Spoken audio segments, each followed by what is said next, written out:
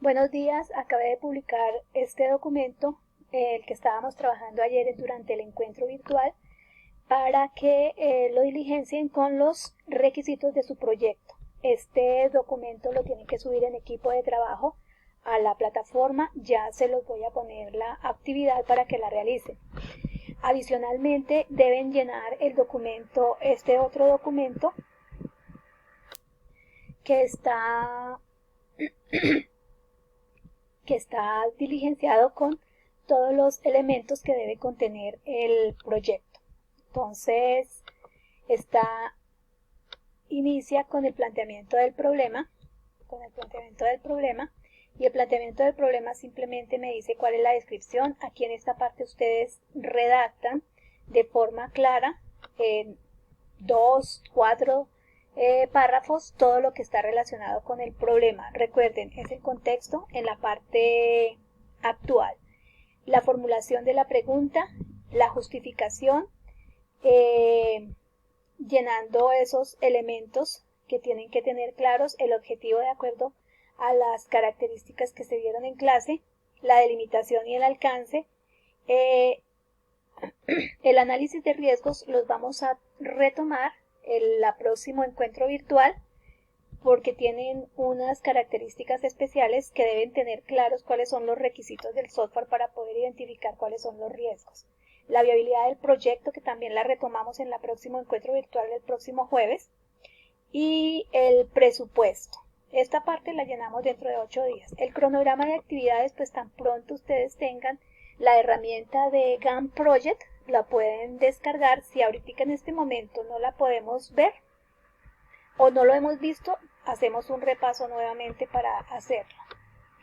Y en esta parte de acá, en la parte 2, vamos a empezar a hacer el análisis actual, que es, empezamos con el mapa, la misión, visión, objetivos y estrategias de la empresa que está relacionada con nuestro proyecto. Entonces aquí tenemos básicamente todas las características que debe tener el mapa de procesos. Los procesos críticos involucrados en la problemática lo podemos colocar acá.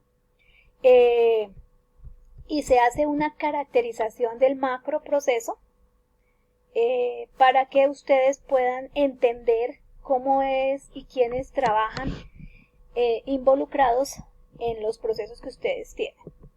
Debemos empezar a realizar el diagrama de actividades, pero no el diagrama de actividades que corresponde a la solución, sino el diagrama de actividades de cómo se está realizando el proceso en este momento.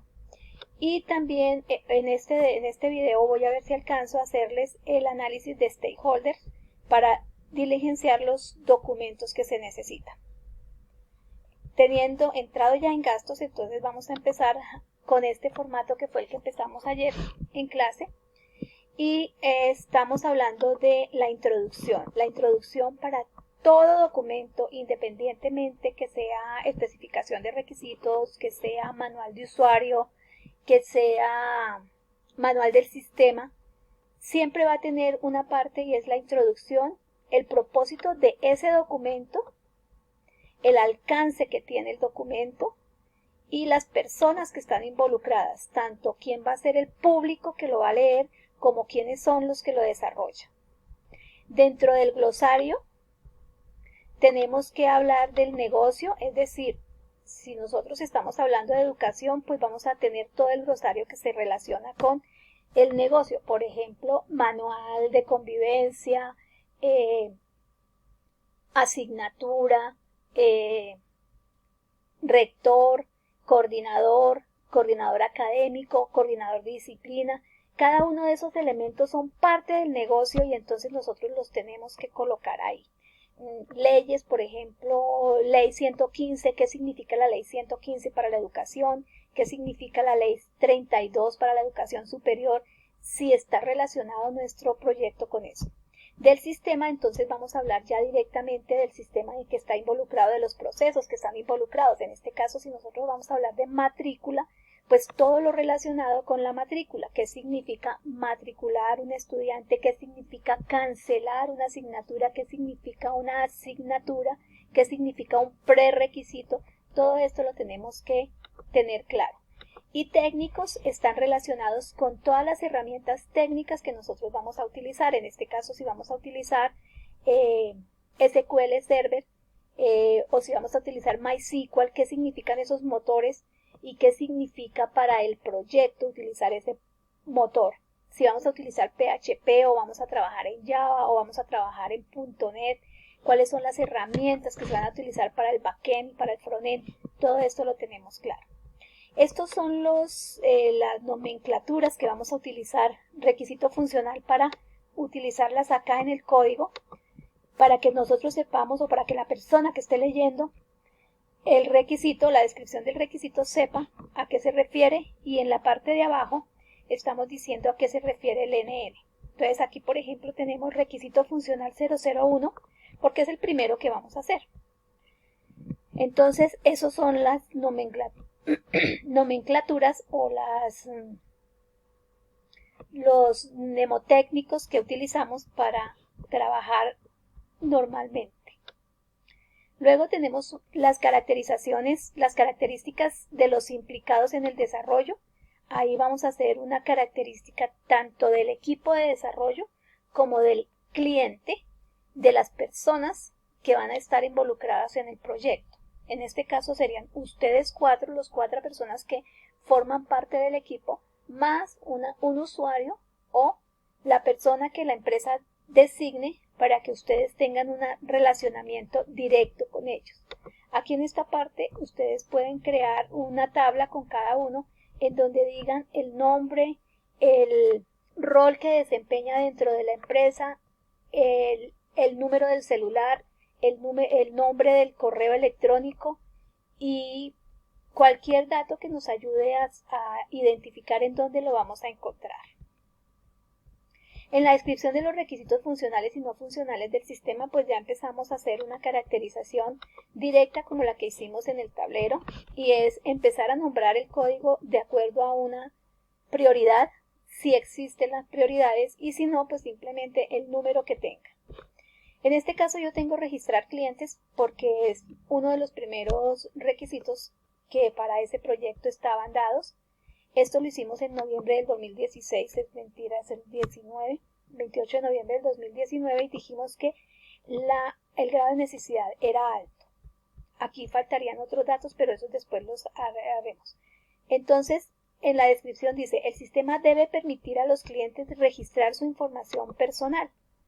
En este caso, ustedes pueden determinar aquí qué información es la que se necesita, pero como tenemos las entradas, no es necesario.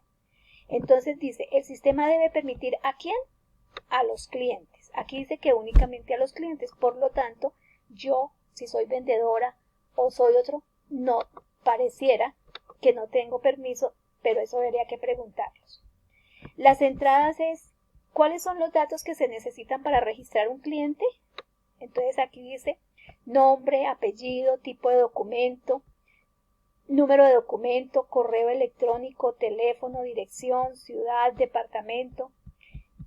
El tipo de cliente no lo puede llenar la persona porque no sería válido que él me dijera qué tipo de dato es, porque existen unas reglas dentro de la empresa que determinan cuáles serían ese tipo de cliente. O sea que ese sería un tipo de cliente que estaría dentro de la tabla de clientes, más no estaría visible en el formulario en el que el cliente va a llenar. Lo mismo pasa con la fecha de inscripción, porque para la fecha de inscripción, para el tipo de cliente necesitamos una antigüedad necesitamos de pronto un cupo de crédito que vamos a ponerlo aquí, voy a colocarlo, cupo de crédito, pero este cupo de crédito tampoco lo llena el cliente porque va a depender de otros elementos, ¿cierto? Entonces, ahí tenemos ya más o menos claro de qué es una entrada y cómo debe estar distribuida para cada uno de los requisitos que nosotros hemos identificado. Vamos a tener un mockup que sería el primer mockup y se llamaría para registro de clientes. ¿Cuál es la salida? Que el cliente fue registrado correctamente. ¿Y cuál es el destino? Pues las bases de datos. Aquí, en este caso, en este análisis que se hizo, el cliente no tenía notificación, pero puede llegar a describirse que el destino es la base de datos o la actualización de la tabla de cliente en la base de datos y notificación al correo electrónico registrado. Eso lo podemos hacer, pero eso tiene que estar ya dentro de la regla del negocio para decirle a él registrado, para decirle al cliente que está registrado y que su usuario es el correo electrónico más otra información. O sea, ahí tendríamos que mirar cuál es la información que requiere el cliente para enviarlo.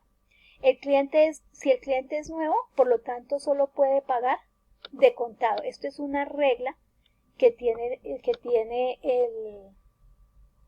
el negocio, y es que si yo soy nueva, la única manera que tengo para pagar es de forma de contado. No puedo ni a crédito ni con tarjeta de crédito, sino de contado.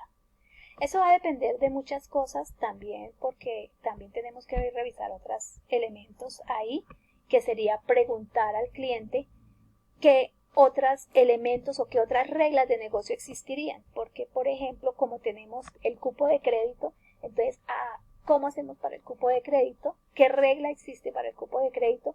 ¿Y qué regla existe para los tipos de cliente?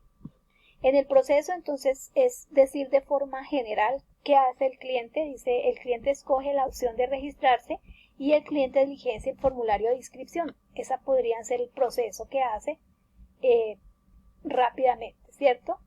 El efecto colateral sería, no se puede registrar, si el cliente no se puede registrar, él no puede registrar ventas en línea. El cliente no puede reservar ni registrar pedidos. Eso es claro, que para que un cliente pueda hacer esas actividades, esas serían las características de él. El mockup debe ir aquí seguido, que ustedes pueden utilizar una herramienta que se llama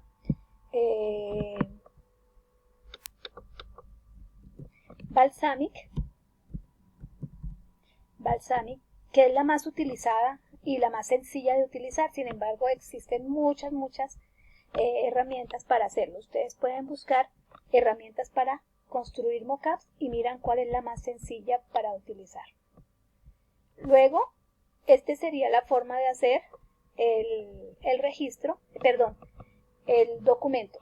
Van a salir, de acuerdo con lo que ustedes tengan, van a salir muchísimos requisitos o muy pocos requisitos dependiendo de su software y el análisis que ustedes hagan de ese proceso. Bueno, claro que este sí se lo debía haber mostrado antes de hacer la especificación, porque realmente aquí quedan los requisitos. Dice la transformación de los requisitos. El sistema debe permitir a los estudiantes un objeto después de cumplir con los prerequisitos. Dice, el sistema debe permitir a los estudiantes matricular un curso después de cumplir con los prerequisitos. El sistema debe permitir a los profesores consultar la lista de estudiantes registrados en cada uno de sus cursos a los que hayan sido asignados.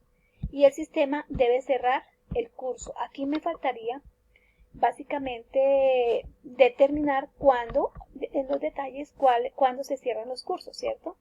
El sistema debe tener la capacidad de notificar al sistema de pagos cuando un estudiante haya realizado el proceso de pago de matrícula. Esto indica que yo debo tener una interfaz externa para hacer la comunicación del estudiante con la central de pagos. El sistema debe permitir a los administradores crear cursos. Bueno, ¿qué y en qué condiciones y quiénes son los? Ahí nos faltarían algunas cosas para hacer, pero más o menos es un ejemplo de cómo deben quedar los requisitos funcionales. Ahora, los requisitos no funcionales. Vamos a ver el atributo, es disponibilidad, y el escenario condicional sería, si ocurre una falla que produce el sistema se detenga, el sistema debe reiniciar el servicio en un tiempo no mayor a 5 minutos. Este sería el indicador, lo que me está diciendo que no puedo pasar de 5 minutos con esa parte de dejar el sistema sin estar utilizado.